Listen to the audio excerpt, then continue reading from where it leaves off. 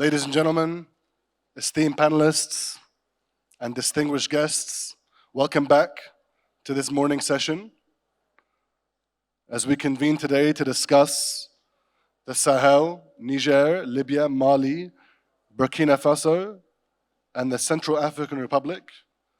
Multiple actors, multiple crises, multiple failures. I'm Anas El Gamati, the director of SADC Institute. It's a Libya-based think tank. You won't be hearing much from me. You'll be hearing from our distinguished panelists, a really exciting lineup of a variety of perspectives, a number of expertise and experience that is really mouth-watering. So I think it's really important just to kind of paint the intellectual scaffolding from the beginning and give some context. From my own vantage point in Libya, we're kind of the heartbeat and the pulse of the Sahel. From the transition from Libya's Arab Spring in 2011 to being a depot for arms munition, the proliferation of arms and armed groups, to almost state proliferation across the Sahel region. Not only the emergence of new political trends in the region, but also the emergence of regional actors that have contributed to Libya's instability and the instability of the Sahel region. The emergence of hybrid actors like Russia's Wagner Group, and the emergence of places further away from the Sahel, like Sudan, for example, that has come ablaze in the conflict and shown Libya's capacity for instability, but also the knowledge that all of the crises in the Sahel region are interconnected. It's a rich, vast region of people and cultures and ethnic blends. It's one that we often look at, regretfully, in a very negative light, but it's certainly one that has a very bright future. And I think having such a rich lineup of distinguished guests and speakers today to discuss this is really the privilege of not only all of us, but really my own privilege as well. So we're going to go through with a format. I'm going to give each speaker 5 minutes for their introductory remarks. I'm going to come back with a couple of questions for each of the speakers, and then we're going to open it up to yourself in the audience. If you have a question, please raise your hand. We'll make sure that a microphone comes to you. But without further ado, we'll start with Monsieur Barry to my left. Please, 5 minutes. The floor is yours. Bien, merci beaucoup. Multiples acteurs, multiples crises et multiples échecs. Et aujourd'hui, j'allais dire, est-ce qu'on peut encore parler de multiples acteurs? Mais il est assez vrai qu'en quelques années, nous avons connu beaucoup d'acteurs au niveau du Sahel. Je peux citer la MISMA d'abord, ensuite la MINUSMA, la mission des Nations Unies pour la stabilisation du Mali. Je peux citer le G5 Sahel, je peux citer l'initiative d'Accra qui regroupait les pays du Sahel et quelques pays du littoral ouest africain. Il y a aussi la CEDEAO, CEDEAO élargie aux pays du Tchad et de la Mauritanie, avec donc l'adoption d'un plan d'action de lutte contre le terrorisme. Il y a aussi l'autorité de l'Iptako Gourma regroupant le Burkina, le Mali et le Niger, qui s'est intéressé également à la question du terrorisme. Bon, là, c'est quelques principaux acteurs, mais il y en a bien d'autres et des acteurs également non étatiques. Donc, tous ces différents acteurs se sont intéressés à la crise du Sahel qui a été une crise principalement du terrorisme, mais sans véritablement de succès. Alors, qu'est-ce qu'il faut donner comme explication face à ce qu'on peut considérer comme des échecs? Est-ce que c'est une question d'appréciation, de timing ou de volonté de mettre les moyens ou d'accorder les moyens aux différents États qui sont concernés donc par cette crise? Je dirais que les responsabilités sont partagées, mais l'expérience que je peux partager, c'est que nous avions toujours, quand j'étais ministre, j'ai eu la chance d'être là au début de la mise en place de la force conjointe du G5 Sahel. Et les timings n'ont jamais été les bons au niveau des acteurs internationaux, notamment tous les partenaires financiers et les partenaires au niveau des questions de défense notamment. Alors, à chaque fois que nous mettons l'accent sur le fait qu'il faut aller vite et nous faisions face à des freins, et lesquels freins ont facilité la propagation donc, du terrorisme. Nous avions, pour le cas du Burkina Faso, au moment où nous avons commencé à parler du terrorisme, en ce moment, le terrorisme était logé principalement, le foyer était principalement dans le nord du Mali. Donc pour certains, même au niveau national, c'était une question qui était lointaine. C'était loin du Burkina Faso, donc ce n'était pas un centre de préoccupation. Et le phénomène s'est rapproché de notre frontière, et même là encore, on se disait que c'est encore loin, parce que c'est de l'autre côté de la frontière, c'est au Mali. Et en traînant les pieds, le phénomène a traversé la frontière et s'est retrouvé dans le nord du Burkina. On a pensé encore que c'était loin, et on a traîné les pieds, c'est arrivé au centre du Burkina, ça a pris pratiquement toutes les régions du Burkina. Et puis, et comme on l'avait prévenu, que le Sahel était une digue pour le reste de l'Afrique de l'Ouest, à savoir qu'il faut tout faire pour que le phénomène soit contenu. Et finalement, il a traversé pour se retrouver dans les pays du littoral. Donc, autant d'acteurs qui, malheureusement, chacun a eu son appréciation qui n'a pas été forcément la bonne, et on est arrivé à un phénomène qui est difficile à contenir aujourd'hui. Thank you very much, Your Excellency. His Excellency, Mr. Martin Ziegler, the former Prime Minister of the Central African Republic, please, the floor is yours, 5 minutes. Je vous remercie. Je voudrais d'emblée suggérer que nous puissions regarder peut-être ce que moi j'appelle l'amplification des crises actuelles dans une perspective historique, sans remonter à la conférence de Berlin en 1885, qui a consisté quand même à diviser l'Afrique en plusieurs possessions, sans parler de l'entente cordiale entre le Royaume-Uni et la France. Et cela a permis, si vous voulez, d'avoir je ne dirais pas une paix, mais une quiétude relative en Afrique. Mais il ne faut pas occulter que les crises ont commencé en Afrique dès l'indépendance, avec la guerre du Katanga au Congo, des Mau Mau au Kenya, et puis de la longue lutte de libération en Afrique australe.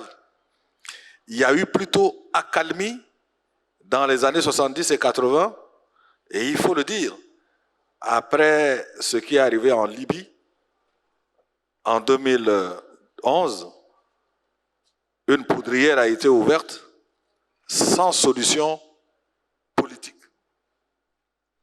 L'ensemble des pays du Sahel s'est retrouvé donc, j'allais dire, à la merci des groupes irrédentistes qui, pour certains, existaient déjà, mais n'avaient pas les moyens qu'ils ont eus grâce, j'allais dire, hein, c'est un mot que j'utilise par défaut, grâce au vent opportuniste qui est venu de Libye. Cela a commencé par le Mali. Vous vous souvenez, dans les dernières années de la présidence du président Mani Touré, puis après, par la suite, ceux qui leur ont succédé, ont eu donc à gérer une crise asymétrique, une crise qui n'a jamais existé sous cette forme-là. Et puis ça s'est étendu au Burkina, au Mali. Et si vous voyez aujourd'hui dans le discours de ceux qui gèrent ces pays, c'est que le renversement de l'ordre constitutionnel ou le changement constitutionnel imposé à ces pays-là s'explique d'abord par l'échec à résorber ces crises-là. Donc, nouveau type de crise, nouvelle forme de gouvernance.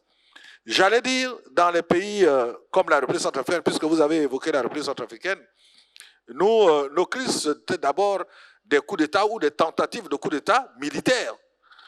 Puis, nous sommes arrivés au type de crise aujourd'hui où vous avez des groupes armés, lourdement armés, parfois mieux armés ou plus armés que des armées nationales à qui entre-temps on a imposé des crises d'amaigrissement, n'est-ce pas? Parce que le discours ambiant, c'était de dire qu'il fallait diminuer le financement des forces armées nationales parce que c'était budgétivore, parce que ça ne permettait pas à l'État de mobiliser suffisamment de moyens pour le développement, etc. Il y a eu toutes ces théories-là qui ont fait que l'État a été surpris par la régence de cette nouvelle crise. Et aujourd'hui, nous avons l'impression que nous entrons dans une phase, je ne citerai pas Gramsci, mais nous entrons dans une phase dont personne ne peut prédire la suite. Vous avez d'un côté des groupes armés qui occupent une bonne partie des territoires, avec un discours opportuniste, soit religieux, soit séparatiste, soit irrédentiste. Vous avez en face des pays avec des régimes qui ont muté pour faire face à ces crises-là, mais qui manifestement auront beaucoup de difficultés donc à rétablir la paix parce que ces crises naturellement sont polymorphes. Mais je regarde les choses d'un point de vue de politique. Je me dis, il faut qu'il y ait des offres politiques. Il faut qu'il y ait des offres politiques pour évoluer dans cette situation. Et je m'explique en 2 phrases. Pour résoudre un problème, vous avez soit la force, exclusivement comme moyen de résolution de la crise. Ces moyens-là ont leurs limites. Vous avez soit la négociation permanente, perpétuelle. Cette démarche également a ses limites, parce que cela signifie aussi l'affaiblissement de l'État. Et vous avez une 3e méthode qui consiste, après les confrontations, à chercher à trouver des offres politiques. Donc aujourd'hui, la situation est très difficile, il ne faut pas se la cacher. Mais nous nous sommes réveillés ce matin en apprenant en attendant que ça devienne officiel, qu'au Libéria, il y a eu une alternance. Donc, dans une zone où nous avons l'impression que la nuit s'avance, il y a quand même une lumière quelque part pour dire que les valeurs démocratiques doivent être nos objectifs, mais adaptés à nos situations. Et je m'en voudrais de ne pas dire que il faut aussi que nous réfléchissions à quelque chose de fondamental. Est-ce que tout cela, tout ce que nous vivons aujourd'hui, n'est pas la conséquence du fait qu'on n'a pas suffisamment donné la parole au peuple réellement? Et il faut qu'aujourd'hui, ceux qui, de gauche à droite, gèrent les situations, c'est-à-dire gèrent le pouvoir de l'État, nous fassent des offres politiques pour redonner réellement la parole au peuple. Sinon, ce serait de l'aventure et nous avancerons vers des crises de plus en plus compliquées. Thank you very much. Your Excellency, Dr. Manuela Claudia Del Rey, the Special Representative for the Sahel, the European Union, please, 5 minutes, the floor is yours. Thank you very much. Merci beaucoup aux organisateurs pour cette importante occasion de parler du Sahel. It is always necessary to talk about the Sahel because it's a very central issue, and I have to tell you that for the European Union is probably the most crucial dossier at the moment, of course, together with the war of aggression of Russia towards Ukraine. I want to tell you that for the European Union, the actual situation, the current situation is very worrying, not only because the changes that have occurred, in particular the coup d'etat, are against the constitution, but also because I try to explain it to my sisters and brothers in the Sahel. What is happening, for instance, in Niger is paralyzing completely our activities, meaning that we are incapable of proceeding with our huge investments, with our huge will to continue to support the countries of the Sahel, because, and this is data that I want to share with all of you, we are the main partner of each country of the Sahel still, even though there have been coup d'etat and there have been, of course, very great difficulties. Somebody was mentioning MINUSMA leaving Mali, but also the great, very serious crisis in Burkina Faso, especially because the terrorists are controlling now 40% of the territory, and not to mention, as I said, the shock that we had last summer when there was a coup d'etat in Niger, which was for us a very good country because we had a very relaxed relationship, everything was running smoothly, and now, unfortunately, everything is suspended, waiting for a solution and waiting to see whether we will be able to have again reliable interlocutors, we will be able again to see a transparent situation in which we can put our money in good hands and be sure that our investment and in the framework of our partnership is, of course, obtaining good results for the sake of the population. And I also want to underline the fact that for the European Union, for instance, humanitarian aid is absolutely fundamental. We have continued to provide humanitarian aid consistently to each country of the Sahel, whatever happens. We are really the main, let's say, supporter of the suffering populations, and I can tell you the populations are suffering now.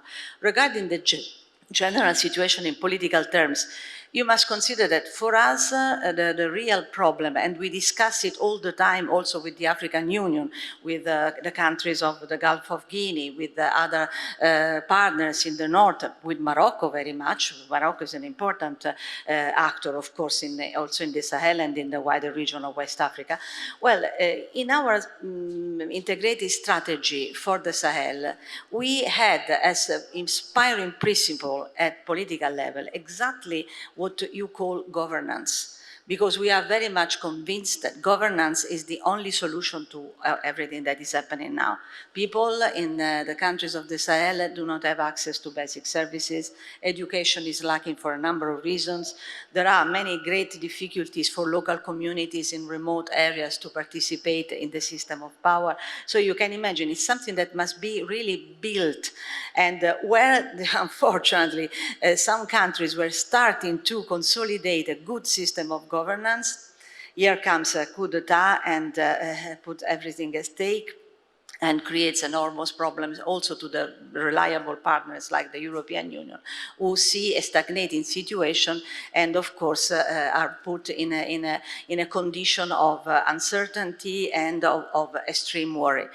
I am happy because, for instance, there are countries like Mauritania that is trying to act as a catalyst in the region, and so we are really relying on African ownership for the solution of the problems. But it is a complex system, and this is why I always appeal to complexity, because in this very moment we have to analyze very thoroughly every single aspect of what is happening, because for the European Union to remain the main partner of the Sahel is absolutely fundamental, because we believe in the great opportunities that the Sahel can give to the world in general and for its own stability and prosperity.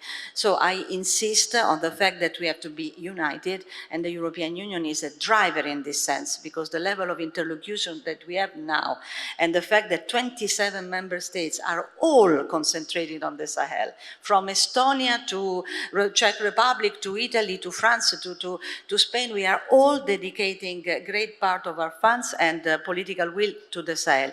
I think it's an historical opportunity that the Sahel cannot miss, and the European Union certainly does not want to miss. Thank you.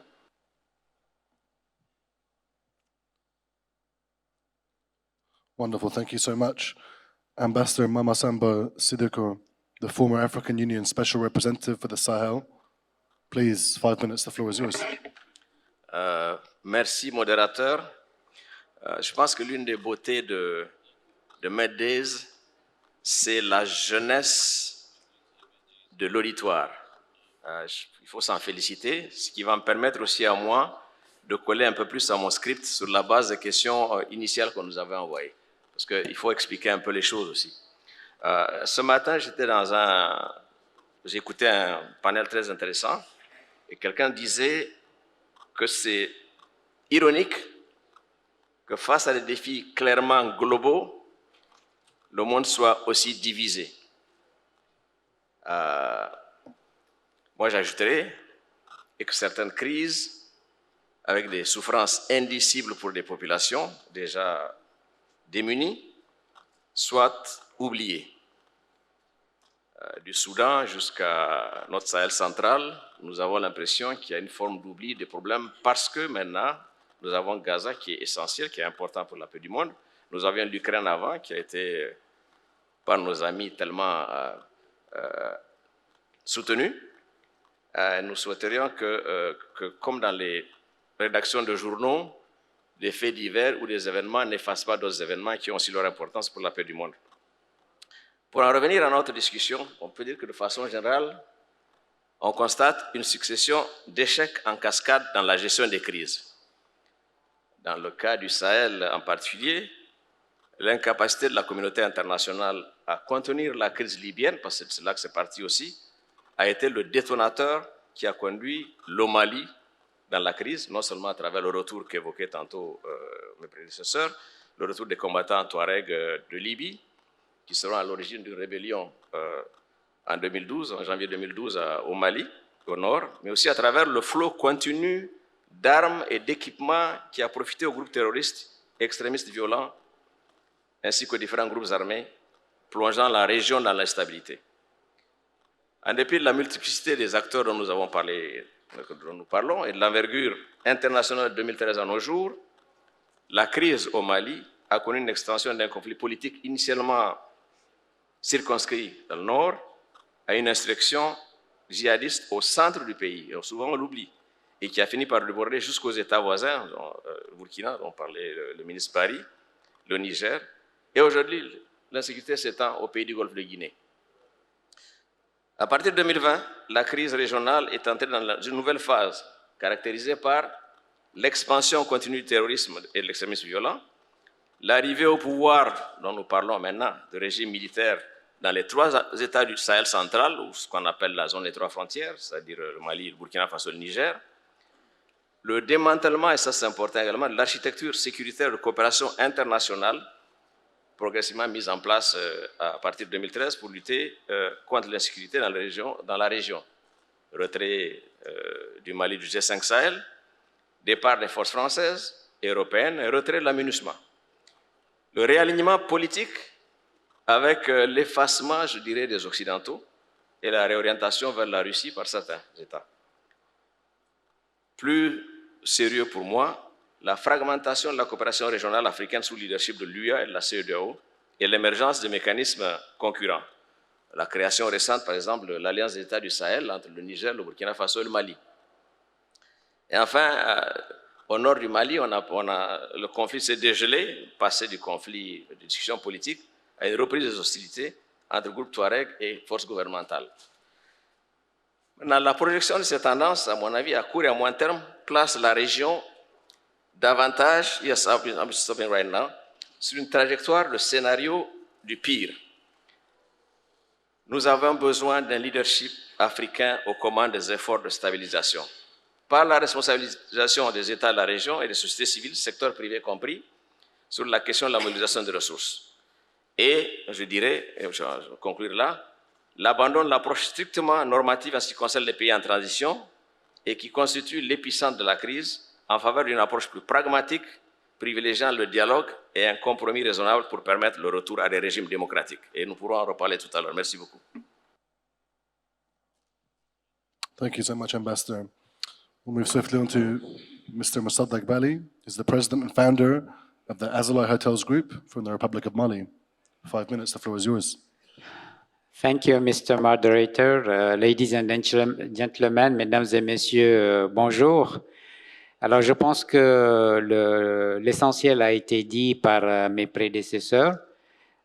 Multicrise, effectivement, crise sécuritaire, institutionnelle, politique, sanitaire, internationale avec la guerre en Ukraine, humanitaire avec les mouvements de population, surtout vers l'Europe et maintenant aussi l'Amérique, climatique, la zone du Sahel est lourdement frappée par le dérèglement climatique.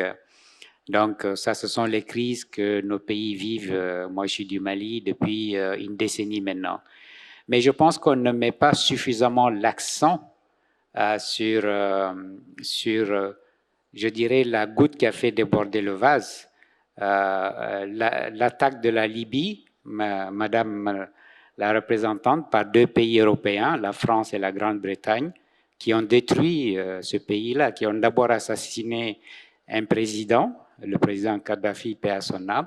Ils ont détruit la Libye et puis c'est devenu un arsenal à ciel ouvert. Tout le monde s'est servi et puis toutes ces bandes-là, ces hordes-là ont déferlé sur le Sahel. Je trouve qu'on ne parle pas suffisamment du rôle et de la responsabilité de l'Europe dans cette catastrophe qui se passe au Sahel. On n'en parle pas assez, il faut qu'on en parle assez. Je trouve même qu'il y a des leaders européens qui devraient être jugés pour ce qu'ils ont fait en Libye. C'est simplement un crime contre l'humanité, ce qu'ils ont fait en Libye. Ensuite, il y a un manque de coopération. Le président a été, paix à son âme, président du Mali, avant même que les Européens ne détruisent la Libye et que ces hordes-là déferlent sur le Sahel, avait demandé une conférence internationale sur le terrorisme. L'ambassadeur Siddikou est là, il peut attester de cela. On ne l'a pas écouté. On n'a pas voulu de cette conférence internationale et tout ce que le président ATT avait prédit est arrivé.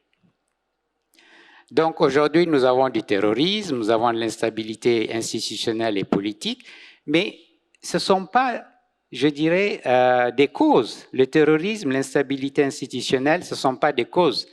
Ce sont des conséquences, et les conséquences en dehors de ce que les Européens ont fait en Libye, mais aussi d'un déni de développement. Les jeunes dans nos pays, alors que notre population, notre démographie est vigoureuse, 70% de notre population est jeune. Et donc ces jeunes n'ont pas de perspective. Ce sont ces jeunes qui vont grossir les groupes armés terroristes. Ce sont ces jeunes qui essayent d'aller en Europe. C'est un déni de développement. Madame l'a dit, dans nos pays, l'État est absent et les populations n'ont pas le minimum. Donc, c'est facile de les enrôler dans les groupes terroristes. Donc, le terrorisme, l'instabilité institutionnelle, les coups d'État sont les conséquences d'une cause essentielle, le déni de développement, le manque de développement, l'absence d'État, l'absence de services de base, écoles, santé, hôpitaux et tout cela. Et tant qu'on n'aura pas réglé ce problème-là, on ne peut pas régler ces problèmes de terrorisme et d'instabilité politique et de coup d'État, parce que chaque fois qu'il y a un coup d'État, les populations applaudissent, parce qu'ils pensent que ceux qui viennent, les militaires, vont régler ces problèmes de base-là, mais on sait aussi que les militaires ne peuvent pas régler ces problèmes de base. La communauté internationale, il y a une certaine duplicité de cette communauté internationale. On a quand même vu comment cette communauté internationale, notamment l'Europe et l'Amérique, ont déversé des milliards de dollars sur l'Ukraine. C'est qu'ils ont refusé pour nos pays. Il y a ici l'ancien secrétaire général du G5 Sahel. Il était en train de mendier quelques dizaines de millions d'euros pour former la force du G5 Sahel. Il n'y est jamais arrivé. Il y a eu des promesses, mais ça n'a jamais été concrétisé. Il est là, il peut confirmer dans la deuxième phase du panel. Alors que dès qu'il y a eu la guerre en Ukraine, c'est des milliards et des milliards de dollars qu'on a envoyés en Ukraine. Donc on me dit qu'il me reste une minute. Donc je pense aussi qu'il y a le 2 poids 2 mesures, cette duplicité de cette soi-disant communauté internationale, notamment occidentale, qui considère que la crise ukrainienne est beaucoup plus importante que la crise au Sahel, alors que l'une des causes majeures de la crise au Sahel, c'est 2 pays européens qui ont détruit la Libye. Et finalement, je suis totalement d'accord avec l'ambassadeur Maman Sidikou. En réalité, ce sont les Africains qui doivent résoudre leurs problèmes. Les Africains ne peuvent pas compter sur d'autres pour résoudre leurs problèmes. Donc nous, en tant qu'Africains, et je félicite les Meddays de nous donner ce genre de fora pour parler de nos problèmes, mais c'est nous qui allons régler nos problèmes. Ce n'est pas les Européens, ce n'est pas les Américains, ce n'est pas les Nations Unies. Il faut que finalement, ce que le président ATT a dit, il faut qu'on se retrouve, nous les Africains, pour voir les causes de ce terrorisme, de cette instabilité institutionnelle qui est un déni de développement et trouver les vraies solutions pour commencer à développer nos territoires pour qu'on puisse mettre fin à toutes ces crises-là. Thank you very much. Last but not least, Mr. Sharkawi Rodani is a professor and expert in geostrategy and security. Please, the floor is yours. Merci beaucoup. Je vais commencer par la phrase avec laquelle a terminé notre ami du Bamako, M. Bali. Il faut chercher les causes. Moi, il me semble très important qu'il ne faut pas dissocier les problèmes que connaît la bande sahélo-saharienne des problèmes que connu le continent africain. Aujourd'hui, il y a une métastase qui est en train de se propager dans la région et la sous-région. Il y a des vides géopolitiques, il y a des problèmes qui sont effectivement endogènes, mais il y a aussi des problèmes qui sont exogènes. La situation, la solution de l'équation libyenne, jusqu'à maintenant, on n'arrive pas à trouver une solution. Les armes qui s'immiscent maintenant dans la bande sahélo-saharienne, notamment dans la région de l'Iptako-Gourma, ou bien la région des trois frontières, entre le Mali, le Burkina et le Niger, sont des armes qui proviennent de la région de Fezzan ou la région de Sba au sud de la Libye. Donc je pense aujourd'hui la solution libyenne, c'est une solution qui exige de trouver donc une solution le plus tôt possible si on veut vraiment arriver de trouver certaines brèches pour trouver donc une issue pacifique à cette situation que connaît la bande sahélo-saharienne. L'un des problèmes, me semble-t-il, qui est très très important dans cette région-là, c'est un problème, me semble, il y avait donc deux perceptions qui sont différentes. Il y a la perception de la communauté internationale qui regardait la région avec des lunettes sécuritaires. Mais le problème, mesdames et messieurs, les gens du Niger, nos amis du Burkina, du Tchad, même du Mali, le nord du Mali, ce sont des régions qui sont très pauvres. Ces pays-là nécessitent un développement économique.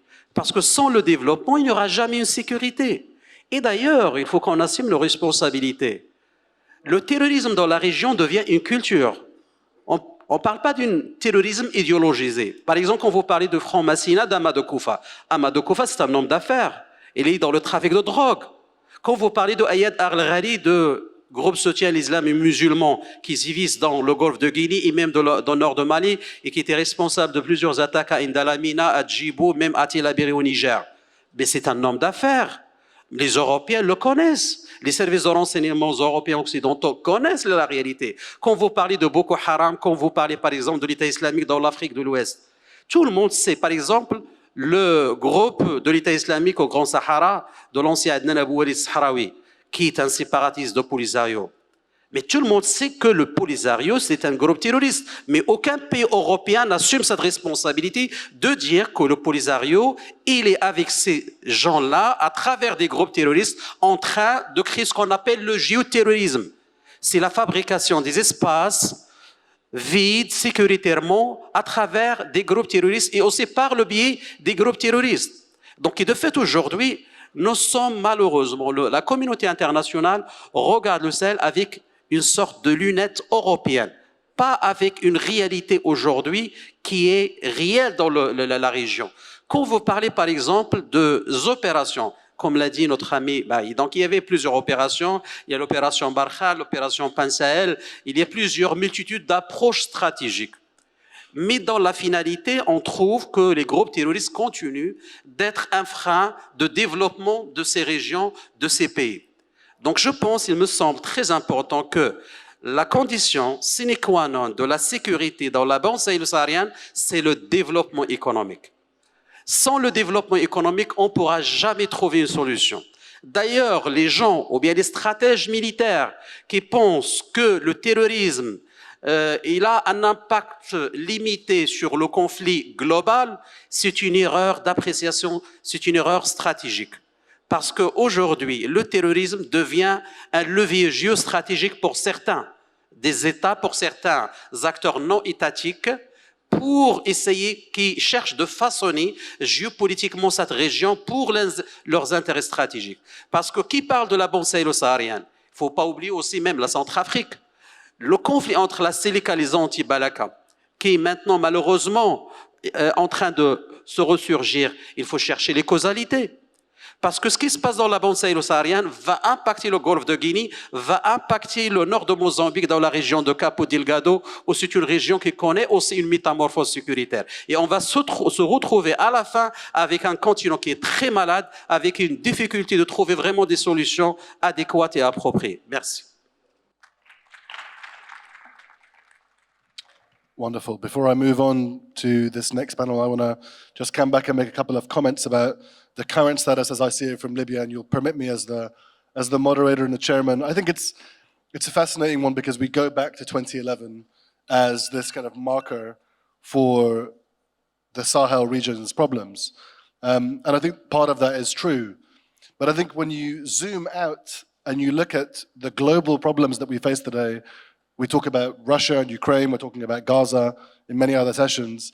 It's the absence of international norms and the absence of an international rules-based order that has also led to the degradation of places like Libya. It's not only the European actors that were also involved in what happened in 2011, but regional actors, Egypt, the United Arab Emirates, Turkey, for example, have been the big major players in Libya since 2014, over the last 8 years. Well, we're thinking of what happened yesterday in the Sahel is happening tomorrow in Sudan. And now we think of the Sahel's problems, and I think it's interesting that no one mentioned the Wagner Group.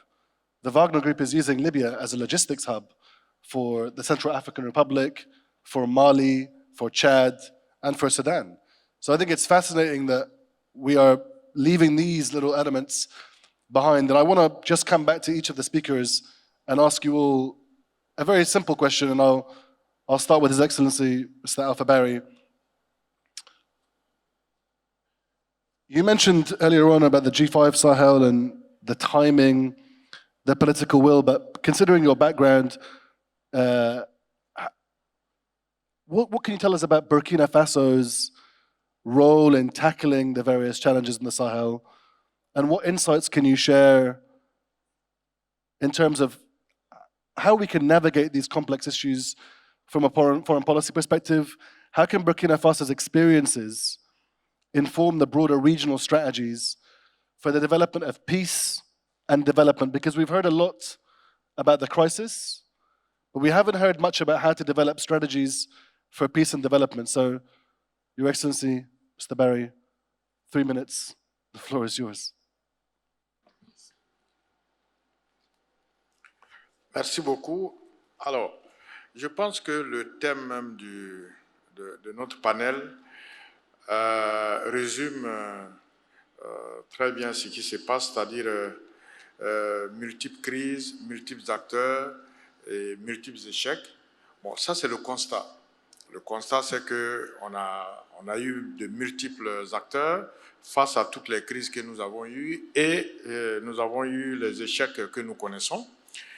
Maintenant, on assiste, après ces échecs-là, à la prise en charge par chacun des États, surtout les États du Sahel central qui sont concernés principalement par la question du terrorisme, qui ont aussi subi des coups d'État, donc avec des régimes militaires, et comme disait un interlocuteur tout à l'heure, lorsqu'il y a un coup d'État, les gens applaudissent parce qu'ils pensent que ça va être beaucoup mieux.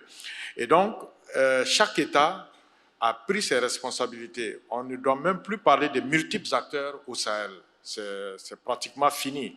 Barkhane est parti, G5 est pratiquement, j'allais dire, inerte. L'initiative du Sahel, enfin, tout le monde, tous les acteurs sont en panne. Et il n'y a que les États maintenant qui sont donc maîtres du jeu. Et avec le regroupement qu'on peut dire entre le Burkina, le Mali et le Niger. Mais or, il se trouve que nous sommes face à une crise qui déborde sur les pays du Golfe du Guinée, les pays du littoral ouest africain.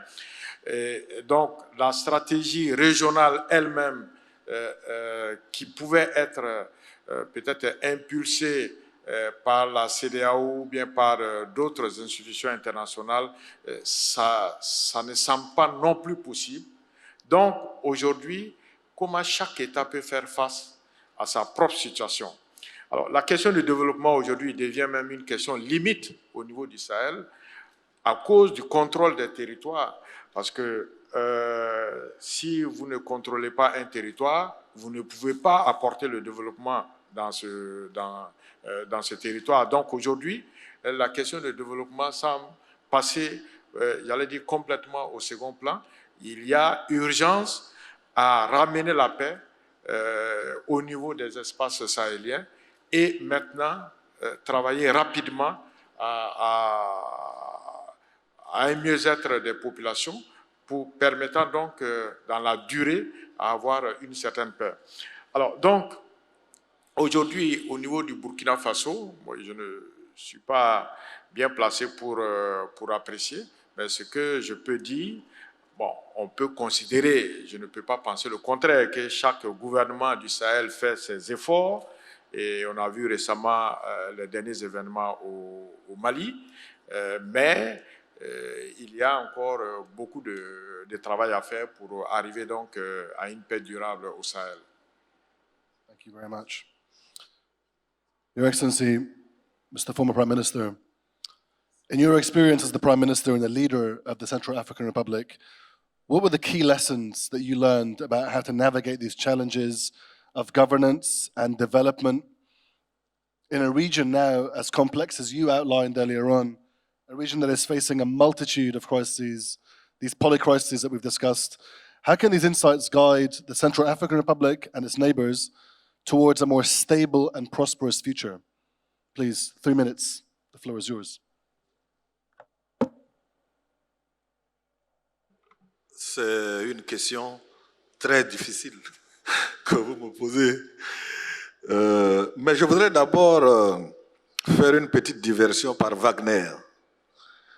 Vous savez, Wagner est arrivé, par exemple, en Centrafrique dans les années 2017-2018, un peu dans le cadre d'un cheval de Troie, comme un cheval de Troie. Ce qu'il faut retenir, c'est que Wagner, naturellement, c'est un groupe de mercenaires, c'est-à-dire ils vendent leurs services pour avoir en contrepartie de l'argent. C'est l'image que les uns et les autres ont de Wagner. Mais en Centrafrique, les Wagner ont préempté les prérogatives de l'État en matière sécuritaire. C'est eux qui décident des opérations. C'est eux qui donnent les ordres et les autres suivent. Et c'est comme un cancer qui se métastase. Ils font progresser leur influence, y compris dans la sphère politique, parce que nous venons de vivre un changement de constitution qui institue une présidence à vie, c'est-à-dire des mandats renouvelables indéfiniment, avec des catégorisations de Centrafricains en Centrafricains d'origine et de Centrafricains non d'origine. Et c'est tout cela procède d'une démarche, excusez-moi le terme, mais d'un fascisme politique que moi je dénonce tout le temps, partout. Donc, Wagner est un acteur qui permet de ne pas avoir des acteurs qui posent beaucoup de questions. Parce que c'est ça la question, c'est ça le fond du problème. C'est-à-dire le refus de rendre compte, le refus du principe de reddition, notre habitude à nous réfugier dans le déni des réalités, donc le déni de responsabilité, font que c'est plus facile de travailler avec Wagner pour faire ce que d'autres ne pourront pas faire, et qui font que Wagner a de l'influence dans certains pays, dont la RCA. Je reviens maintenant à la question que vous m'avez posée. Je vais vous raconter une anecdote. J'ai été nommé Premier ministre le 1er avril 2001. Et ce n'était pas un poisson d'avril.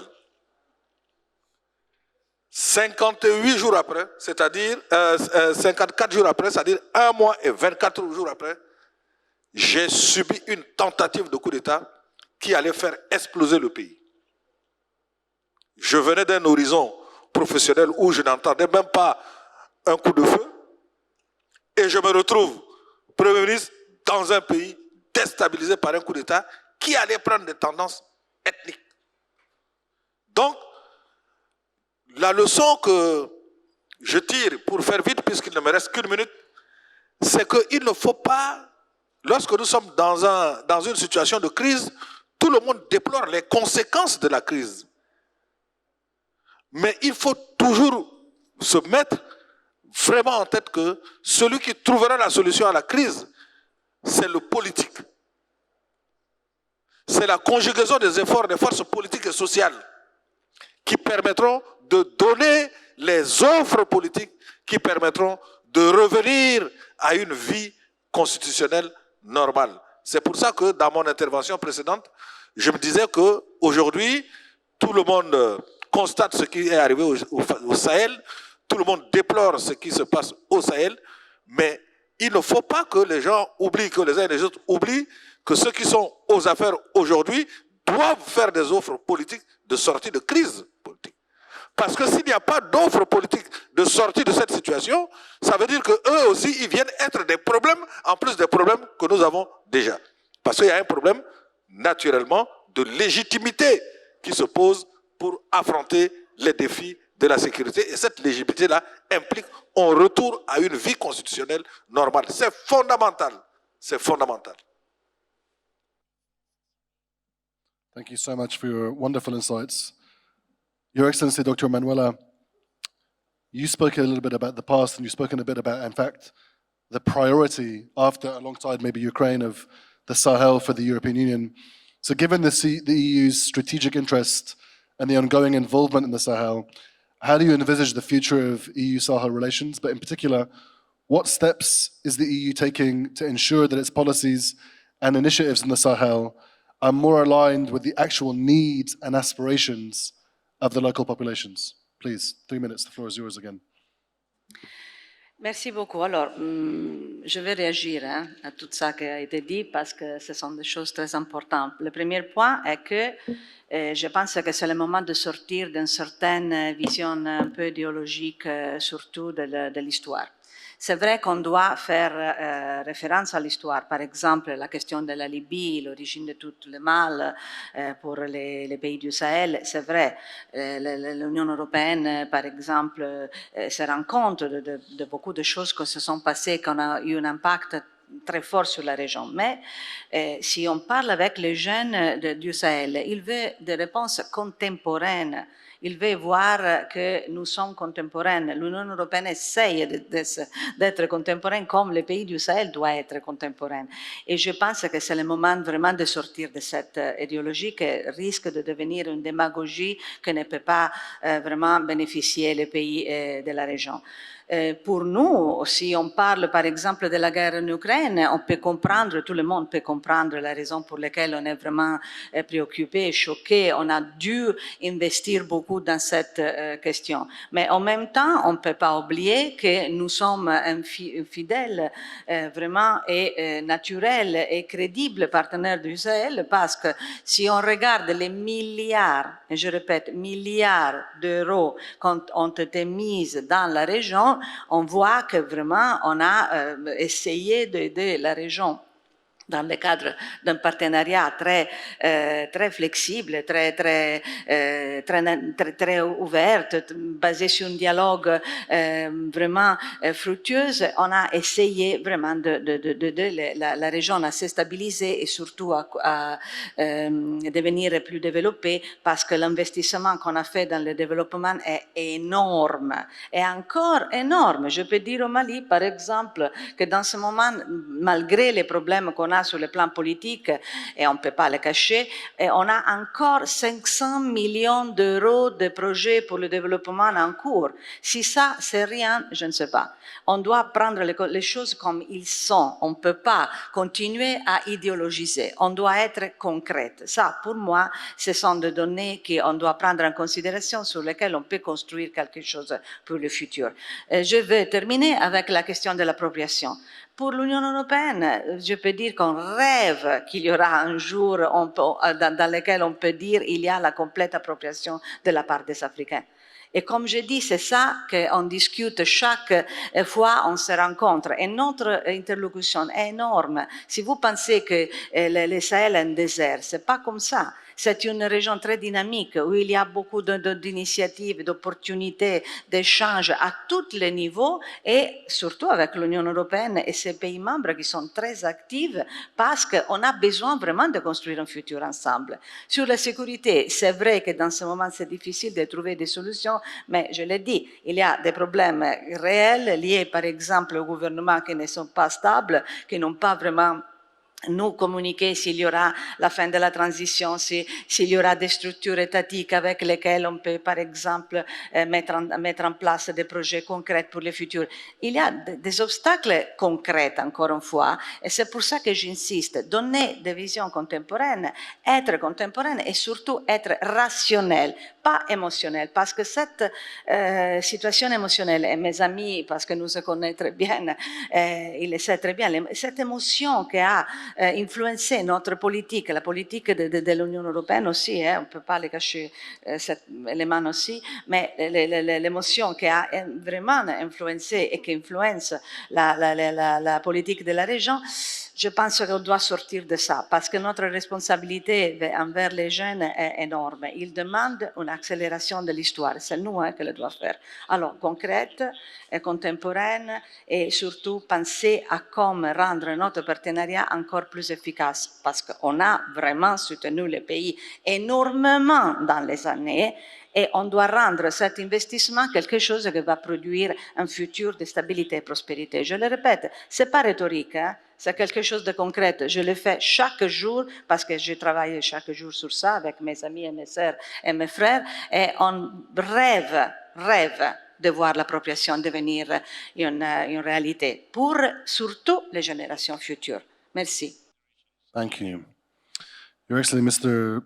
Siddiqui, you discussed the failure to manage conflicts. So, from your extensive experience in the African Union, in the Sahel, what are the most critical factors that need to be addressed to enhance the effectiveness of the regional efforts in tackling these crises in the Sahel? And how can the African Union play a more pivotal role in creating sustainable peace and development in the region?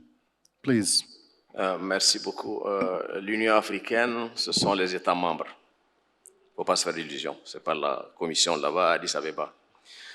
Je voudrais revenir sur les choses que j'ai entendues concernant les stratégies nécessaires, concernant certaines expériences que nous avons eues et des expériences en construction pour faire face à la situation. Il ne peut pas avoir de sécurité dans le Sahel central aujourd'hui si ce n'est pas pris sous l'angle de la sécurité collective. C'est-à-dire les États, de façon indépendante, ne pourront pas s'en sortir. Nous l'avons essayé au niveau du G5 Sahel. Le problème qu'il y a eu au niveau du G5 Sahel, c'est qu'on s'est trop reposé sur les partenaires, même pour avoir des équipements, etc. Je me souviens d'un chef d'État du G5 Sahel qui avait proposé à ses pairs, en sommet à huis clos, de budgétiser 15 milliards de francs CFA seulement à travers les assemblées nationales chaque année pour montrer à nos partenaires européens que l'effort vient d'abord de nous et accompagner-nous. Malheureusement, ça n'a pas été possible parce qu'il y en a qui ont évoqué le FMI, etc., qui n'étaient pas d'accord pour ça. Et tout ce qu'on a trouvé comme solution, les chefs d'État ont demandé qu'on fasse une étude sur l'effet d'éviction des dépenses de sécurité sur le développement. Parce que le problème de fond, c'est ça aussi, on a entendu. En fait, c'est qu'il n'y a pas de développement, il n'y a pas de dividende pour les populations, et c'est pour ça qu'on est dans cette situation aussi. En dehors, évidemment, de l'effet de ce que nous avons discuté tout à l'heure, l'effet de la Libye et tout le reste. Alors, il y a ça. En ce moment, le Niger, le Mali et le Burkina Faso, sous l'égide ou sous la direction de militaires, Ils ont monté une alliance des États du Sahel. S'ils ne font pas attention, ils vont être confrontés au même problème. C'est-à-dire qu'il faut qu'ils mettent du leurs moyens, mobilisation interne de ressources, pour voir la dimension sécuritaire, mais en n'oubliant pas que le sécuritaire tout seul ne pourra pas régler le problème, parce que mes cousins, mes neveux, mes petits-enfants vont aussi avec les groupes armés, parce qu'il n'y a rien, il n'y a pas d'éducation, il n'y a pas de santé, il n'y a pas, etc., etc. Alors, lorsqu'un pays ne peut pas assurer la sécurité de ses populations, ne peut pas faire ce qui est nécessaire en ce qui concerne l'éducation qui n'est pas négociable. Vous, ici, autour de cette table, tous nos enfants, nous avons considéré l'éducation essentielle pour eux. Les populations dans les zones rurales aussi pensent la même chose. Quand un État ne peut pas faire cela, il n'y a pas de légitimité première. Ensuite, je voulais quand même soulever la question de ce qui vient de se passer au Mali, au nord du Mali. Kidal a été prise. L'armée malienne, une minute, l'armée malienne s'est imposée, donc réunifie son pays. But what is next? Parce qu'il est évident que les pays ont besoin de cohésion et de réconciliation. C'est aujourd'hui la situation idéale pour le régime à Bamako de dire « Frères, mettons-nous ensemble maintenant autour de la table. Oublions toutes ces histoires avec les accords de paix, avec des gens comme moi qui tiennent dans une réunion sans fin. Faisons-le ensemble. Montrons que nous sommes Maliens, que nous pouvons le faire ensemble. Mais c'est leur responsabilité. » Merci bien.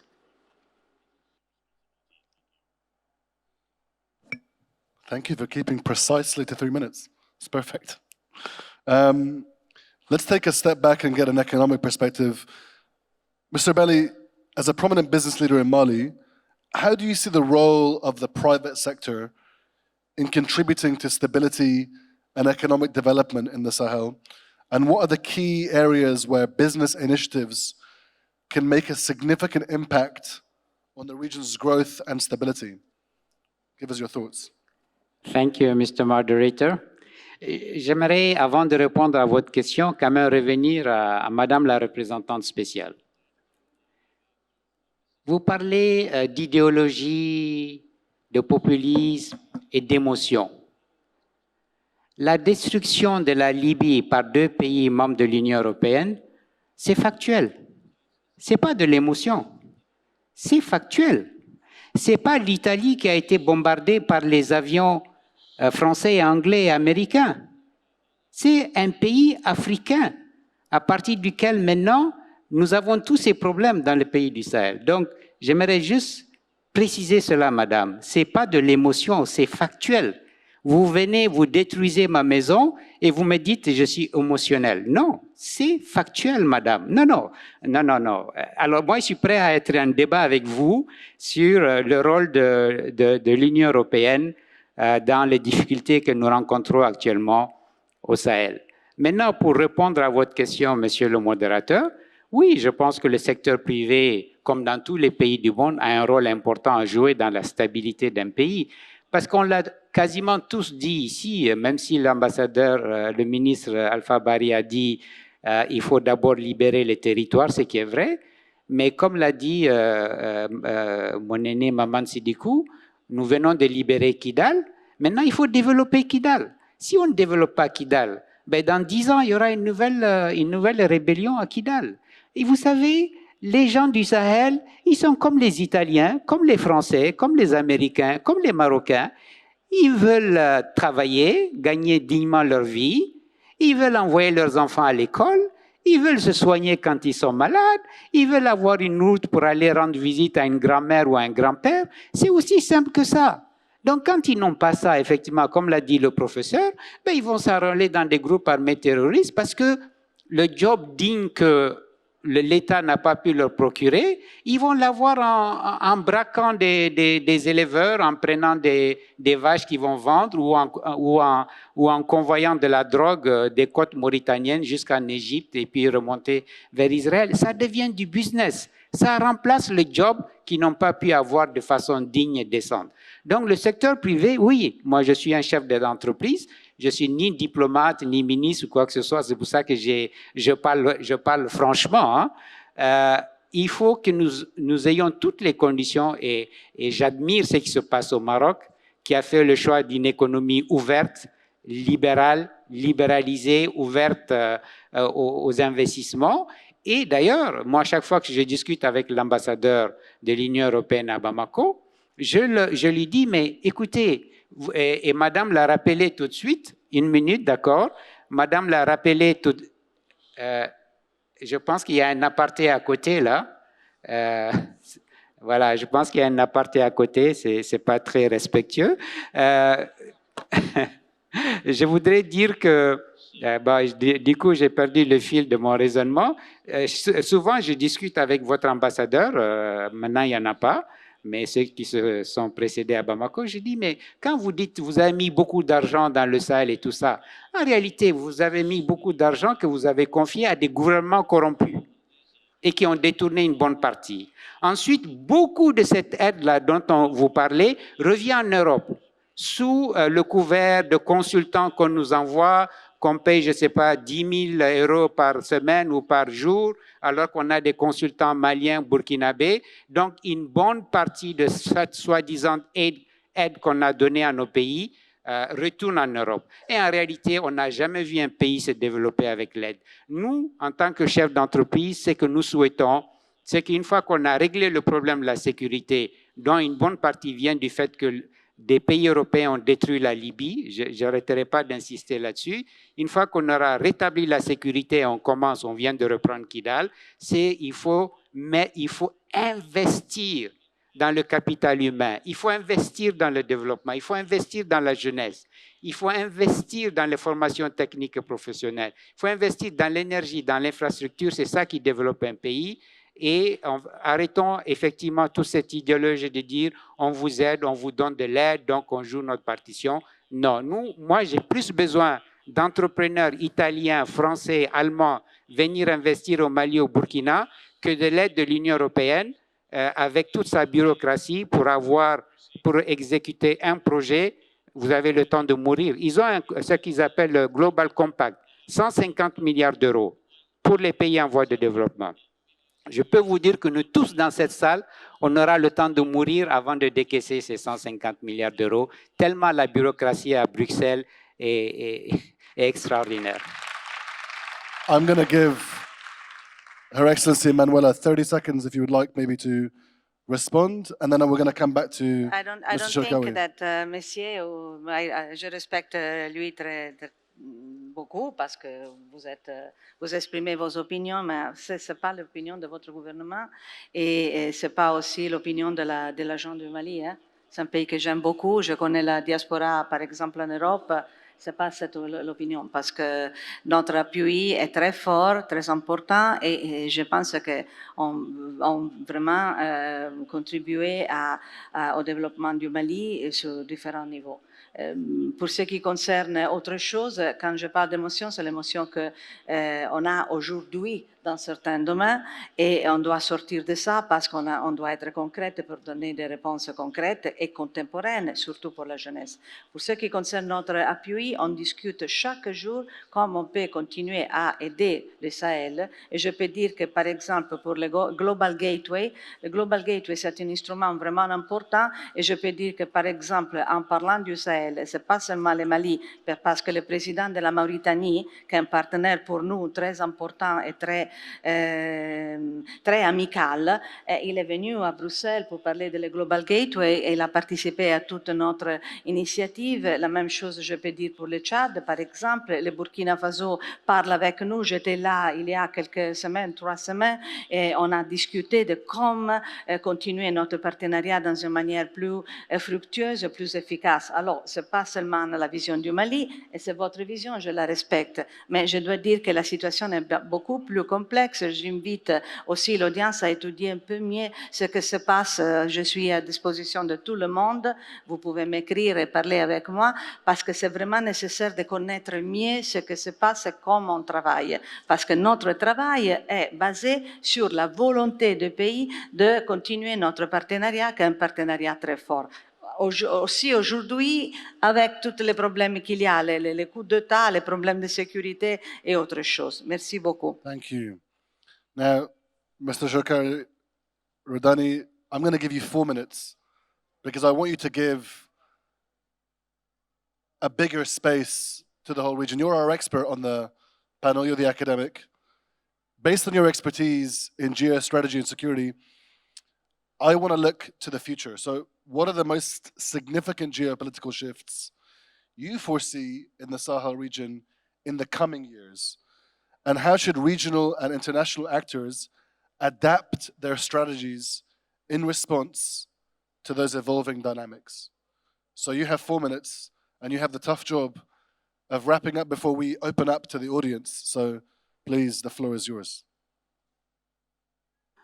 Bah écoutez, c'est une très bonne question. Effectivement, c'est une tâche qui est très compliquée, très difficile, parce que aujourd'hui, je pense, un problème bien posé est à moitié résolu.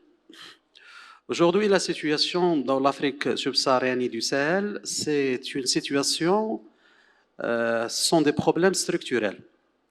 Moi, je pense aujourd'hui, si on veut faire gérer la situation, et il faut un meilleur diagnostic.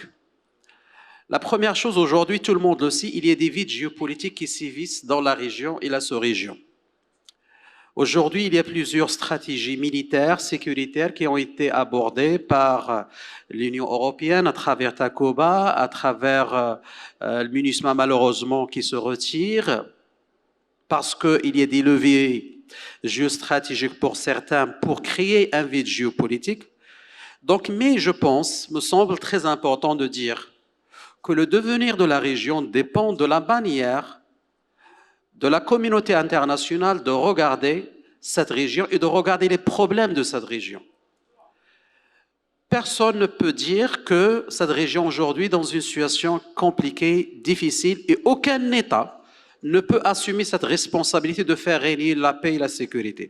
Je peux dire par exemple, Burkina Faso, la région du Nord, elle est entre les mains des groupes terroristes, 40%. Le Niger, la région de l'Iptako-Gourma ou bien la région des trois frontières, c'est entre les mains des groupes terroristes. L'État islamique au Grand Sahara, le groupe social islamique musulman. Le problème, c'est que le scénario le plus pire, et que j'imagine, c'est que cette métastase va s'installer dans le golfe de Guinée. D'accord? Et après le golfe de Guinée, on va se retrouver dans la région de Katanga, ou bien la région de Kivu Nord et Kivu Sud dans la RDC, avec le mouvement 123. Et on voit maintenant qu'il y a certains groupes terroristes comme l'État islamique de l'Ouest, donc commencent à s'installer dans la région de Kivu Nord, en RDC.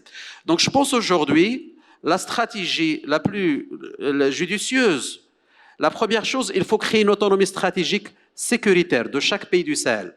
Donc, c'est-à-dire, il faut beaucoup d'argent, il faut beaucoup de soutien, il faut beaucoup d'appui, dans un premier temps. Deuxième étape, il faut un plan Marshall de la communauté internationale. Je parle des États-Unis, je parle de l'Union européenne, et je parle même de la Chine, qui doit assumer aussi sa responsabilité. Parce que la Chine aussi tire profit de la situation. Comme la Russie tire profit de la situation, comme l'Union européenne aussi doit regarder cette situation avec d'autres lunettes. Sur le plan stratégique, je pense qu'aujourd'hui, il y a des initiatives courageuses moi, par exemple, je parle de l'initiative qui a été initiée récemment par Sa Majesté le roi Mohamed VI sur la manière avec laquelle que les pays de l'Afrique atlantique, les 23 pays, doivent être dans une conception stratégique, être moteur de la géopolitique de l'Atlantique. Je pense aussi que le Sahel peut tirer profit de cette initiative.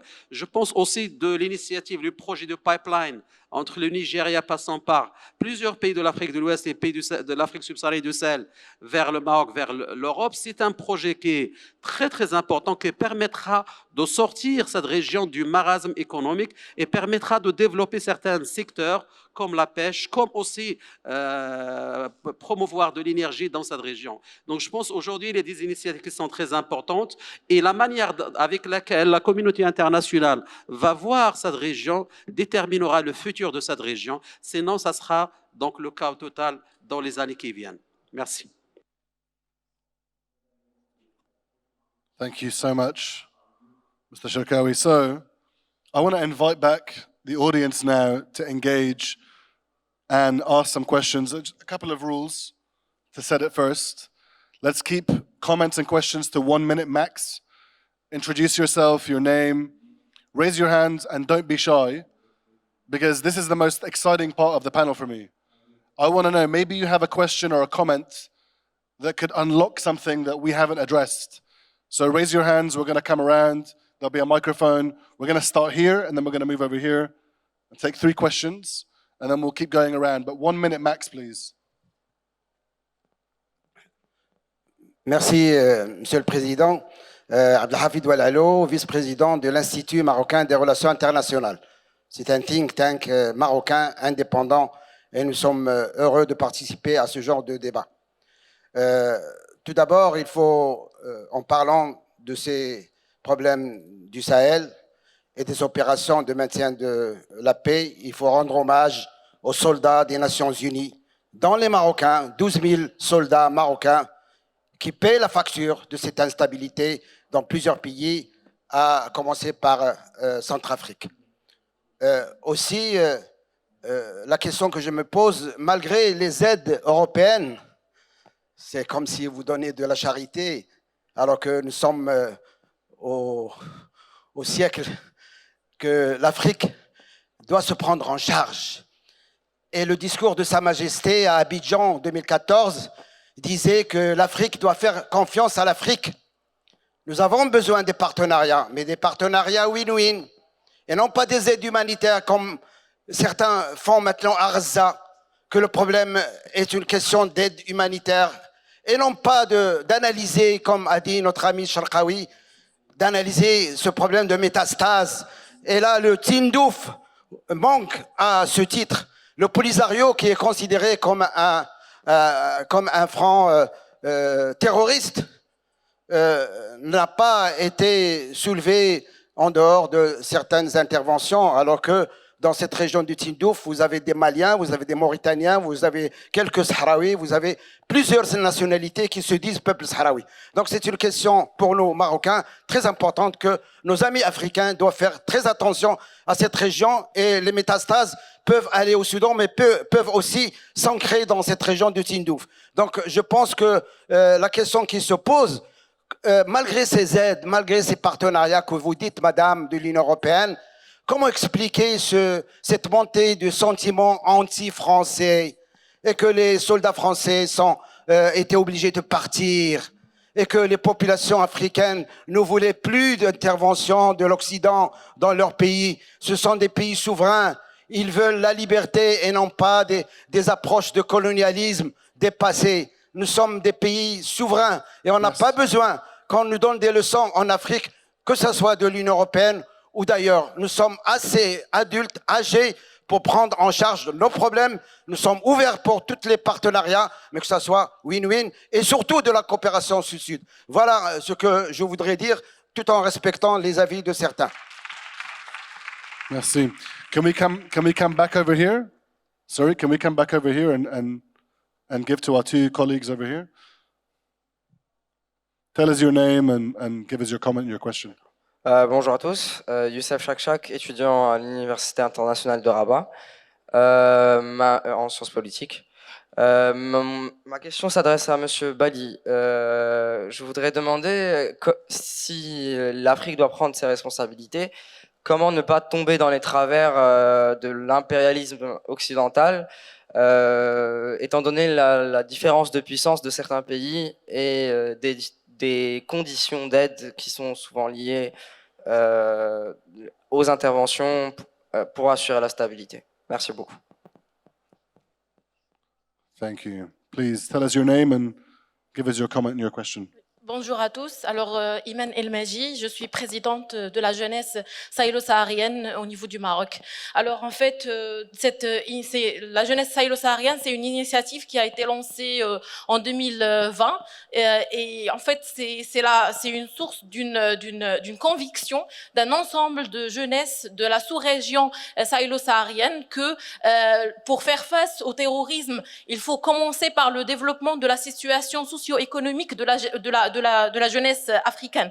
C'est pour ça que nous avons en fait travaillé sur une panoplie de projets depuis 2020. Et depuis 2020, nous avons lancé également une petite aventure pour chercher une réponse, comme il a dit Madame, une réponse contemporaine à nos problématiques et nos défis.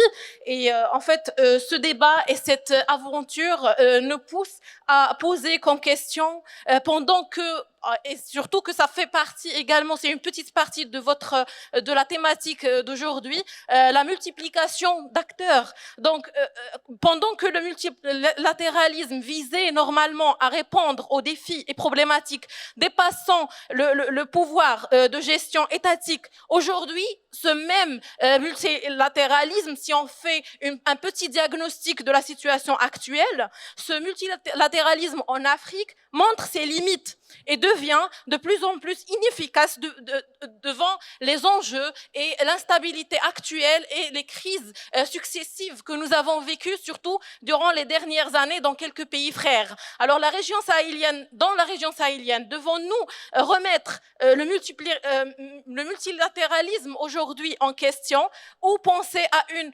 nouvelle architecture d'action collective?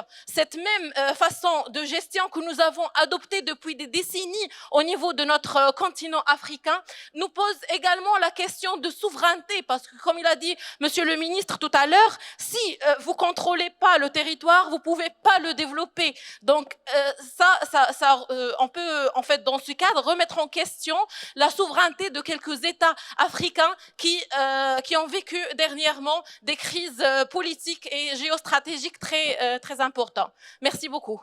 Merci à vous. If anyone else has a question, let's come over here.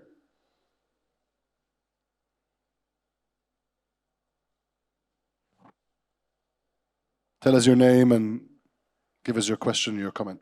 Hello, my name is Ayman. I'm a student in UNCG Tanja. And my question is for Madame Del Rey.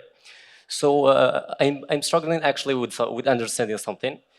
You said that the way that we see the European countries, we should move on from that let's call it an old way of viewing them.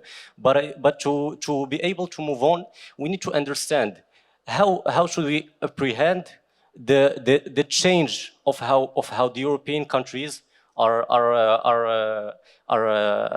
seeing African countries, because we know, as Mr. Belli said, we had a lot of years where a lot of European countries were the main reason behind a lot of instabilities in a lot of African countries. But now we see that they're coming from a position of let's call it a savior. So how can we explain this change? Should we consider it as a noble act of redemption? So thank you. Yeah. Okay, on va prendre les 3 dernières questions. N'hésitez pas de lever tes mains. Peut-être votre question va ouvrir un nouveau voie de réflexion. Alors, any last 3 questions? Let's take one from over here. This young man. 1 minute, please. Bonjour à tous. Je me présente au nom de Ismaël Rachidou. Je suis étudiant à la faculté des sciences juridiques et économiques et sociales de Mohamedia. Ma question est de savoir, en fait, les pays africains font face à plusieurs problèmes aujourd'hui, notamment le problème de coup d'État au niveau du centre du Sahel. Et j'aimerais savoir, est-ce que les pays africains sont obligés à attendre de l'aide des Nations Unies, c'est-à-dire l'Union européenne, pour pouvoir pallier à ce problème? Et la deuxième question est de savoir quel est le véritable rôle de l'Union africaine face à ce problème, vu que depuis le début des tensions, on n'a pas eu un rôle important à ce niveau. Donc, merci. Merci. Please, the gentleman next to him. This gentleman next to him. Thank you, Mr. Moderator. My name is Emmanuel Selamin. I come from the Embassy of Liberia in Morocco. Relative to the topic, we see that the Sahel region has become a very difficult region since the 2000s. And in most instances, what is happening, especially with the terrorist attack and so forth, do not profoundly attract the attention of the globe. if you watch the major news organizations, we see in other parts of the world, even when 2 persons are killed, it is something I discuss even at the United Nations level. But for the African thing, it becomes something that is talked about lightly, maybe in the first 2 hours of the day, and afterward, you're not going to see it. So my question is, what can we do as people of Africa, especially the Sahel and West Africa region, because we are facing the brunt of everything. Terrorist attack will cost people, the tourists wouldn't come. Our heritage sites in Timbuktu, where we have great historical account being burned down, nothing is happening. So what can we do to elevate our situation at the level of the United Nations so that the same demonstration we see around the world in favor of certain people, we can begin to see those demonstrations in favor of Black West Africa? Thank you. Thank you for the question. Let's ask this gentleman over here in the red checkered shirt. Merci, Monsieur le Président. Merci à tous les panélistes. Je suis le professeur Karrok de l'Université de Casablanca, climatologue, ex-membre du GIEC. Et donc j'interviendrai dans ce sens. L'instabilité que nous vivons aujourd'hui au Sahel, mais partout dans le monde aussi, il n'y a pas qu'au Sahel, hein. Le réchauffement climatique est responsable de beaucoup de cette instabilité. On n'en tient pas compte, hein. Mais malheureusement, les crises économiques, humaines et sociales laissent cette question toujours à la traîne. Aujourd'hui, avec tout ce qui se passe, avec tout ce qu'on a entendu dans la séance précédente et tout ce que nous venons d'apprendre, de comprendre au niveau du Sahel, de quelle manière, hein, les Africains, tous les Africains, hein, pourront gérer leurs vrais problèmes de jour à jour dans cette question de bouleversement du système climatique qui nous met en sérieuse difficulté, nous tous, l'humanité, y compris les Africains qui sont démunis de beaucoup de moyens et n'ont pas la possibilité ni le temps de réhabiliter leur système et leur infrastructure, que ça soit physique, que ça soit social, que ça soit économique. Et ça, c'est le sérieux défi. Alors, faisons ce que nous voulons. La question du temps et la question de la réhabilitation de ces systèmes nous défient tous, que ce soit les pauvres ou les riches dans ce monde. Et on est noyé à côté, on est noyé à part, hein, dans les guerres, dans ce qui se passe à Gaza, dans ce qui se passe en Ukraine, dans les bouleversements politiques aussi que nous connaissons en Afrique. Mais nous laissons une machine qui est en train de nous détruire, hein, et on est occupé ailleurs. Merci beaucoup. C'est pas une question directe, mais c'est un questionnement à tout le monde, hein, parce qu'il faudrait qu'on se rende compte qu'on est tous hein, sous cette pression. Merci beaucoup. Merci à vous. I just want to check. I'm not sure if we're finishing at 11:50 or if we're finishing in 6 minutes. So can someone just give me a signal? Because I want to take one more question. I'm going to take a question from the lady here in the back. This lady over here. Yeah, thank you.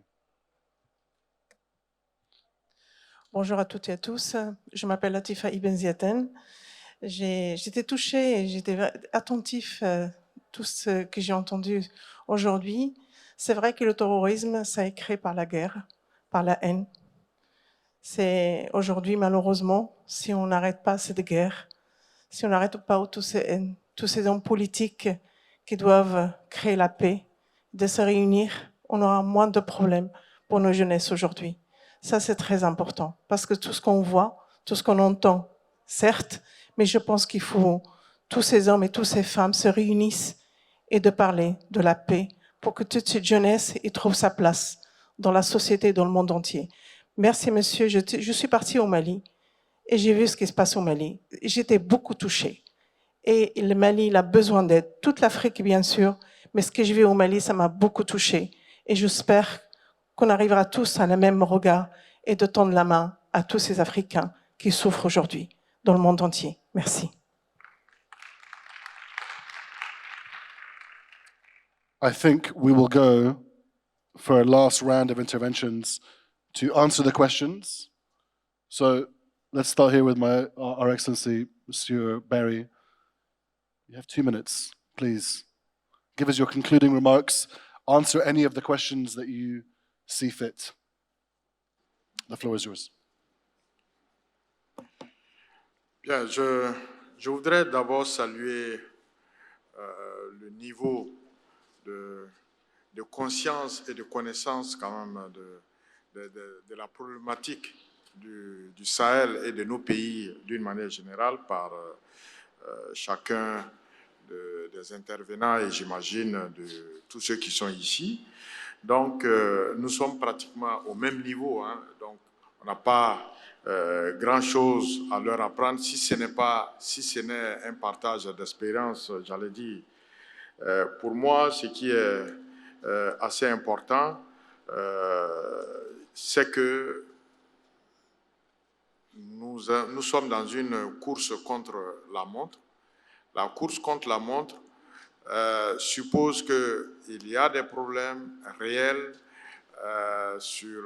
avec cette question du terrorisme au Sahel, qui est une question vraiment difficile à résoudre, mais qui en même temps donc impose une course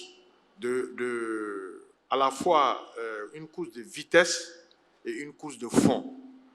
Course de vitesse parce que il y a la métastase, donc il faut aller vite pour contrer, pour agir, pour arrêter, pour sécuriser les populations. Et puis il y a la course de fond, comme on l'a dit, et assurer le développement derrière. Et donc, c'est des défis énormes pour chacun des États. Bon, moi, je reste convaincu qu'aucun État ne peut s'en sortir tout seul, mais il est évident que les problèmes africains ne peuvent être pris en charge que par les Africains eux-mêmes. Et j'allais même aller plus loin pour dire que les problèmes de chaque pays ne peuvent être assurés que par chaque pays lui-même.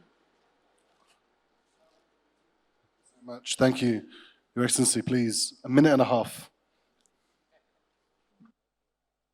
Merci. Moi, mon grand frère Maman Sidikou disait hier ou avant-hier qu'il était au 7e message de sa vie. Moi, je suis au 6e étage de ma vie. Et je regarde avec beaucoup d'admiration cette capacité de protestation de la jeunesse africaine par rapport au sort qui est celui de l'Afrique. Cette jeunesse a raison, mais attention, attention. Si je dois dire ce que je ressens après le parcours qui est le mien jusqu'à ce que Dieu me rappelle demain, c'est qu'il faut se départir du péché originel de l'Afrique, qui est la recherche constante du bouc émissaire. Dans ce pays, en 1961, 62, 63, des chefs d'État se sont réunis pour dire qu'il faut créer un seul État en Afrique. Et celui qui a dirigé ce groupe-là, c'était le roi Mohamed V, que Dieu ait son âme. D'autres Africains, certainement manipulés ou pas vraiment pénétrés du sens de l'histoire, ont dit qu'il fallait aller à l'Union africaine par petits pas. Résultat des courses, nous sommes 53 États aujourd'hui, avec des pays qui ont de la peine à fonctionner normalement. C'est là le péché originel. Et le défi qui est celui de celle de la génération d'aujourd'hui, c'est de pousser, de travailler, de militer pour la construction de vrais États. Lorsqu'il y a des vrais États qui peuvent assurer et la sécurité et la meilleure gouvernance pour leur propre pays, ça permet de répondre aux besoins de population. Merci. Nos adversaires, ce n'est ni la Chine, ni la France, ni les États-Unis, ni l'Union européenne, ni, je ne sais pas moi, l'Inde. Nos adversaires, c'est le degré de conscience insuffisant que nous devons avoir de nos propres responsabilités. Thank you so Ce much, que je Mr. dis Ziegler. est peut-être semble peut-être agressif, mais à un moment donné, il faut qu'on se dise, si vous avez des enfants, c'est à vous qui revient la responsabilité quand même de leur transmettre les valeurs que vous estimez les plus fortes et leur assurer un avenir, pas aux voisins ni à la voisine. Je vous remercie. Thank you so much. Madame Leray, Your Excellency, please. Merci. Alors, j'espère que vous allez écouter mes mots, parce que si je dis quelque chose, j'espère que vous allez écouter. Je vais partir de la question de Madame, je me souviens de votre nom, pas, mais la souveraineté. C'est pas un problème, parce qu'on respecte la souveraineté. Alors, il n'y a pas de question. Si vous pensez qu'il y a beaucoup d'ambassadeurs européens qui présentent leurs crédentiels au gouvernement du Sahel, il y a des accords encore en cours, on respecte la souveraineté, ce n'est pas un problème. C'est un problème politique interne qui sert à la discussion interne, mais pour nous, il n'y a pas de problème. Alors, pas de question. Et ça, c'est un problème énorme parce que je sais que c'est une narrative qui est présente, mais j'espère que vous avez écouté ce que je dis parce que je suis une officielle de l'Union européenne et c'est une déclaration officielle que je fais. Et je le discute toujours avec les ministres du Sahel qui sont des amis, on parle toujours sur WhatsApp. C'est pas un problème. L'autre chose, le terrorisme. J'étais il y a 2 jours à Cotonou, par exemple, où il y a eu une grande réunion très importante de la coalition anti-Daesh. Daesh, vous savez que c'est comment on peut dire, un concept inclusif de toutes les manifestations malheureusement terroristes, surtout dans le Sahel. Il y avait la coprésidence du Maroc, de l'Arabie saoudite, des États-Unis et de l'Italie. Il y avait aussi la participation de l'Union européenne, moi. Il y avait aussi le Togo, le Tchad, autres pays de l'Afrique. Pour vous dire, j'ai besoin de 2 minutes encore, hein, je m'excuse, mais les questions étaient surtout pour moi. Et alors, pour vous dire que c'est vrai qu'on a une perception un peu générale de la question, mais les choses qui se passent, les activités qui se passent, par exemple avec la participation du Maroc, qui est vraiment active dans tous les domaines, sont énormes. On travaille toujours. Je suis venue ici, j'ai travaillé 24 heures pour passer de Cotonou à Tanger et participer à toutes les occasions pour discuter ensemble. Et ensemble, c'est le mot-clé.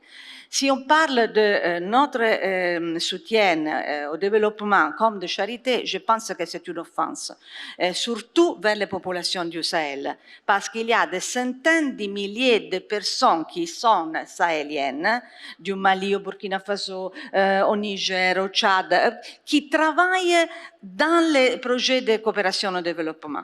C'est une chose énorme, extraordinaire, et je peux dire que les diasporas participent à tout ça. C'est une machine énorme de participation et de partenariat. Parler de charité, c'est une offense. Et pour ce qui concerne l'aide humanitaire, je vais vous demander si notre aide humanitaire n'est pas importante. Nous avons garanti l'aide humanitaire dans des pays, par exemple le Burkina Faso, où il y a des millions de déplacés.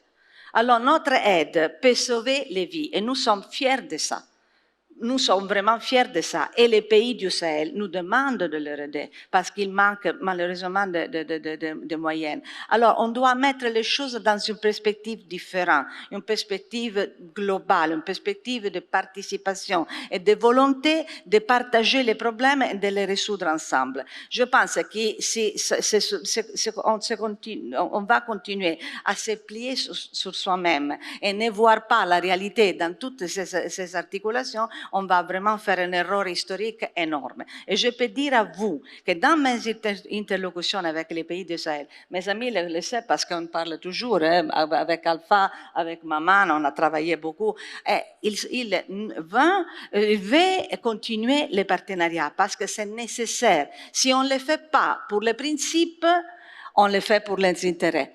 Et les intérêts sont, dans ce moment historique, avec toutes les crises, les problèmes énormes qu'on a dans le monde, les intérêts sont en question prioritaire. On doit résoudre les problèmes. Personne ne veut pas un Sahel qui n'est pas sécurisé, n'est pas stable, n'est pas prospère, parce que va avoir un impact énorme dans le futur. Et je dois dire que notre collaboration avec l'Union africaine, avec toutes les organisations régionales, par exemple, l'Union européenne, dans la crise du Niger, a dit du début, on va soutenir la CEDEAO parce que c'est la CEDEAO qui doit prendre des décisions. C'est l'organisation régionale. Merci. Il y a tous les pays membres qui sont de la région, mais c'est une relation globale et vous devez considérer surtout les jeunes. Et je suis contente de voir beaucoup des étudiants parce que je suis professeur moi-même.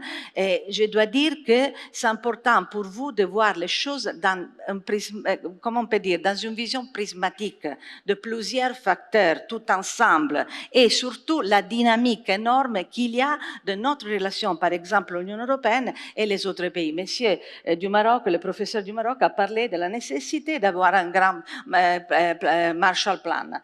Je n'aime pas beaucoup cette expression Madame Del parce Rey, que je me fais penser au passé, conclude. mais je pense que c'est vrai, on doit travailler tout ensemble pour trouver des solutions. Alors, si vous vous opposez, par exemple, à la présence de l'Union européenne avec un principe idéologique, pour moi, c'est une erreur, parce qu'on essaye de surmonter notre capacité, notre, bien sûr, manque de vision quelquefois. On a fait des erreurs dans le passé, mais dans ce moment historique, c'est nécessaire absolument de continuer à travailler ensemble. On le fait dans ce moment et j'espère qu'après mon petit discours, un très modeste discours, vous allez connaître un peu mieux notre position. Et j'espère que je peux passer un message et je vais vous remercier. Thank you so much. Your Excellency, Mr. Suduka, please. Yeah, thank you so much. Merci bien. Je voulais répondre à une question spécifique sur l'Union africaine posée par l'étudiant. Je pense que vous êtes du Bénin, c'est ça? Oui. Bon, en fait, très rapidement, je voulais dire ceci. Le 23 juillet de cette année, j'étais au Burkina Faso, à Ouagadougou. Nous avons été reçus par le capitaine Traoré, président de la transition du Burkina Faso, et qui nous a dit ceci. Nous n'avons pas vu une seule balle de fusil en provenance de l'Union africaine pour lutter contre le terrorisme. Nous n'avons pas eu un seul sac de grains pour prendre en charge les déplacés. Il y a certainement des problèmes de communication, parce que sur la durée, il y a eu quand même des efforts, et de l'Union africaine et de la CEDEAO. Mais ça nous amène à un problème majeur, c'est la question de l'efficacité de nos institutions sous-régionales et régionales. L'UA, récemment, le CPS, qui est le comité paix et sécurité de l'Union africaine, a sorti un communiqué très clair en demandant, en ce qui concerne, et pour revenir à votre question, les pays en transition du Sahel, ce qu'il faut faire, et en particulier le cas du Niger, qui est sous sanction, c'est la plus grosse sanction qu'on ait jamais vue dans notre région, où tout est fermé, il n'y a même pas de médicaments qui entrent. C'est un pays qu'on a menacé à un moment donné d'intervention militaire. Je suppose que c'est certainement l'émotion là qui a joué. Nous savons bien que ce n'est pas jouable, parce que c'est pitch, comme on le dit en anglais, les États contre les États, les peuples contre les peuples. Ça n'a pas avancé. Mais l'Union africaine a dit, nous allons envoyer quelqu'un qui va suivre cette situation. Nous allons faire en sorte que les sanctions soient allégées. Donc il y a des efforts, il y a un dialogue en cours, et il faut se donner le temps que tout ça soit réglé. C'est ce que je peux dire sur la question. Très rapidement, et j'arrête là, le professeur a parlé du plan Marshall. Moi, en 2011-2015, 2014, j'étais ambassadeur à Washington de mon pays. Et à l'époque, les gens parlaient, j'ai parlé de plan Marshall et tout le monde m'a regardé à souri. C'est pas aujourd'hui qu'on va avoir ce plan Marshall, je suis désolé, avec l'Ukraine, etc., etc. L'aide va aller là-bas. En revanche, et pour parler climat, en revanche, il y a une responsabilité mondiale sur ce plan-là. S'il peut avoir, la COP arrive, s'il peut avoir un effort des grands pour aider l'Afrique à travers ce qu'ils feront au niveau de la COP, Dieu merci, c'est une forme de plan Marshall aussi. C'est tout ce que je voulais dire. Et je finis sur ceci. À tout talon d'Achille de nos États, c'est la jeunesse. Si rien ne se fait en direction de la jeunesse de façon concrète, we are lost. Merci beaucoup. Thank you. Wonderful remarks. Monsieur Bali, please, you've been waiting. A minute and a half. Let's try and stick to the time. You have to be fair, Mr. Moderator. I would love to be even fairer. I would love to be. OK. Non, je crois qu'il y a une question qui a été posée par rapport à la souveraineté et comment on peut y arriver. Je pense qu'on n'a pas besoin de chercher loin, on n'a qu'à voir le continent asiatique. Les problèmes dont on parle aujourd'hui, le continent asiatique a connu les mêmes problèmes. Des coups d'État partout, des rébellions partout, des guerres civiles partout en Asie. Et aujourd'hui, c'est le continent qui se développe le plus sur les 5 continents. Et ils ne l'ont pas fait avec la Banque mondiale, le FMI ou l'Union européenne. C'est qu'ils se sont pris en charge. Et je suis tout à fait d'accord avec mon aîné, le Premier ministre Ziguélé, qu'il ne faut pas qu'on cherche des boucs émissaires. Les problèmes aujourd'hui que nous vivons, il n'y a que nous qui pouvons les... Madame l'ambassadeur a beau défendre l'Union européenne ne réglera jamais le problème d'insécurité ou le problème de développement dans le Sahel. Jamais. C'est le Niger, le Mali, le Burkina qui pourront faire ça. Maintenant, le rôle de l'Union africaine et le rôle de la CEDEAO. Moi, je suis désolé, il y a un ancien représentant, ils sont inexistants. Quand on a créé le G5 Sahel dans le Sahel, dans la sous-région, je me suis posé la question, pourtant je ne suis ni diplomate, ni politologue, ni académique. Je me suis dit, mais c'était un problème qui concerne toute la sous-région. Si le Ghana, la Côte d'Ivoire pensaient il y a 10 ans que le problème du Mali, c'est le problème du Mali, ça ne va pas arriver chez nous, c'est arrivé chez eux aujourd'hui. Monsieur Bali, yeah, I'll give you 30 you have seconds, to be please. fair, so I'm going to finish. Donc, ce que je veux dire, c'est que moi, je rêve d'avoir une force de la CEDEAO pour combattre le terrorisme, au lieu d'avoir MINUSMA au Mali et ailleurs. Moi, je rêve de voir l'Union africaine jouer son rôle. OK, on a raté, comme l'a dit le Premier ministre, la pensée de Monrovia. On a pris Monrovia, je crois, au détriment de Casablanca. Mais ça, c'est un fait. Ça, c'est un fait aujourd'hui. Maintenant, aujourd'hui, il faut qu'on avance. Et avancer, c'est que l'Union africaine joue son rôle, la CEDEAO joue son rôle, et surtout qu'on développe nos économies. La souveraineté, mon cher, Last ne second. viendra, last one, la souveraineté ne viendra que de nous, les Africains. Ça ne viendra pas de l'Union européenne, ça ne viendra pas des Nations unies, ça ne viendra nulle part que de nous, les Africains. Madame, ne m'interrompez pas, s'il vous plaît. Je ne vous ai pas interrompu, ne m'interrompez pas. Please finish Ça the ne last viendra sentence, que please. de nous et surtout, ça viendra de vous, les jeunes. Mon aîné a dit qu'il est au 7e étage. L'autre aîné a dit qu'il est au 6e étage. Moi, je suis au 5e étage. Donc, ça ne viendra que de vous, les jeunes, pour la souveraineté. Fantastic. Thank you so much. Now, Mr. Shokawi, please, in a minute and a half, give us the final remarks. Bon, la première chose qui est très importante, il me semble qu'il faut souligner une chose très importante. On parle d'une région, l'une des régions les plus riches dans le monde. La région de la bande sahélo-saharienne regorge ces terres des matériaux critiques et stratégiques qui sont indispensables pour l'industrie mondiale. Lorsque vous parlez du cobalt, les terres rares, l'uranium, c'est le Niger, c'est le nord du Mali. La région d'Omopti, et mon ami du Bamako va peut-être... La région d'Omopti, c'est l'une des régions les plus riches dans le monde. Il y a des matériaux qu'on ne peut pas trouver ailleurs. Maintenant, aujourd'hui, qu'est-ce qu'il faut faire?